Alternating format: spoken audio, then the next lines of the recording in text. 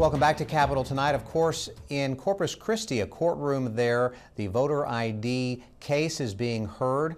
Plaintiffs in that case are trying to get the law basically thrown out after it was implemented due to a Supreme Court ruling that allowed that to take place. Trey Martinez Fischer, state representative, a Democrat from San Antonio, who's also the chairman of the Mexican American Legislative Caucus, joins us now. He is one of the plaintiffs, of course. Malk is one of the plaintiffs in the case, and he joins us. Good to see you. And let me ask you about your testimony. You testified yesterday in Corpus Christi. What did you tell the court as you testified? Well, sure, Paul. Well, thank you for having me on the show. I think people need to understand that there is not a single person in the state of Texas that believes that people should live their lives without ID. I think that is a notion that is really made up. I mean, the fact remains, though, that there are over 500,000 to 800,000 people in this state that are registered to vote that unfortunately do not have a driver's license and do not have a state-issued ID. And the state of Texas has really done pretty much nothing to help these people comply with the law. And so, to give you a really good example, I mean, these are people that do have IDs, but we'll take a witness who testified yesterday. Her ID is from the state of Illinois. And when she tried to go to DPS to get a Texas driver's license, she couldn't meet the Texas requirements without having to pay $42 for a birth certificate. This is an example of one person who is trying really hard to comply with the law, but certainly cannot, and Texas is doing nothing to help her. What could the state do if the state could say, yeah, let's have this photo ID in place, but we recognize maybe the difficulty for some people to obtain it? Is there something the state could do that then you, the organization Malk, could live with photo ID?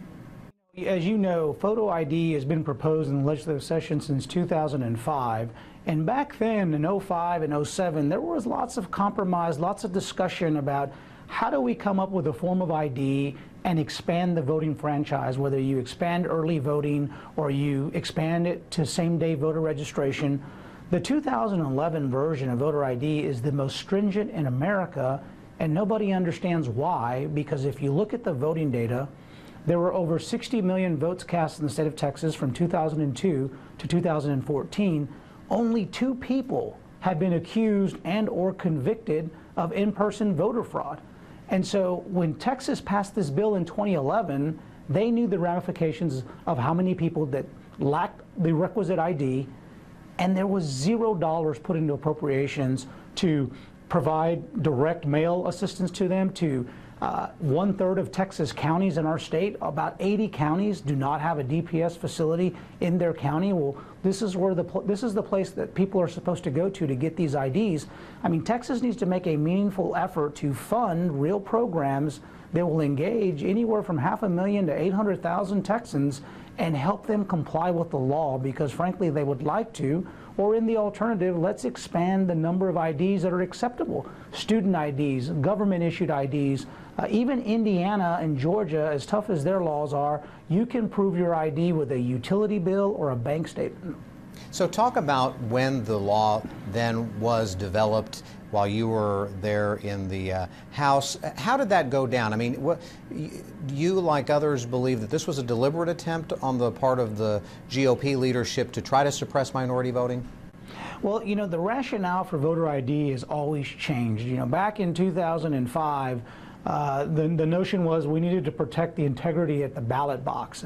And when you really get into the weeds and do all the due diligence, you begin to realize that all the voter irregularity, the most popular forms that have been tracked by prosecutors and by Greg Abbott, for that matter, involved vote-by-mail applications, and it involved voting by mail during the election season, and it involved electioneering and poll worker activity that happened at the voting polls.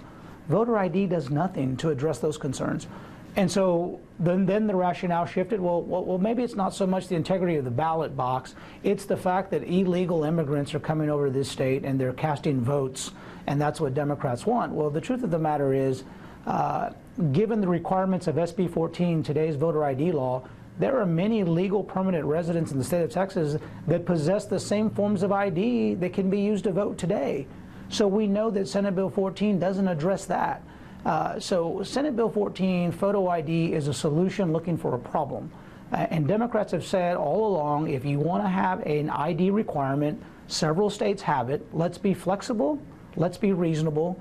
And if your driver's license is your magic document, and the state of Texas goes well above and beyond to make sure everybody has a license that's entitled to have one, well, then they should be able to vote on any election simply by walking up, presenting their ID, and voting on the same day. In essence, have same day voter registration. When you start talking about expanding the voting opportunities for all Texans, all of a sudden the leadership, they don't want to negotiate anymore.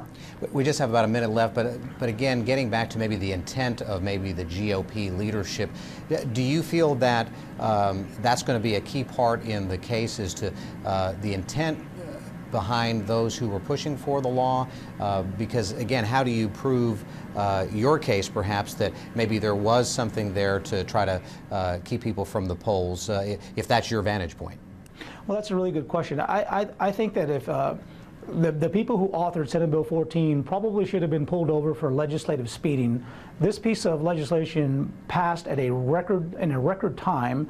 The Senate and the House removed all sorts of procedures and protocols, from eliminating the 2/3 rule, to not allowing the bill to be tagged in calendar, to letting it circumvent the committee process by going to a special committee. In essence, there are lots of procedural exercises that were taken that didn't exist with other pieces of legislation, and that's what the judges and the courts and all those arguing in corpus are looking at, those deviations from procedure, because when you deviate from procedure, you might find that there might have been a discriminatory purpose or perhaps an intent, and that's just one of the elements that will be tried in Corpus Christi in these next 2 weeks. Well, unfortunately, we'll have to end it there because we are out of time, but State Representative Trey Martinez Fischer, who is the chairman of MALC, always good to see you. Thanks for being with us.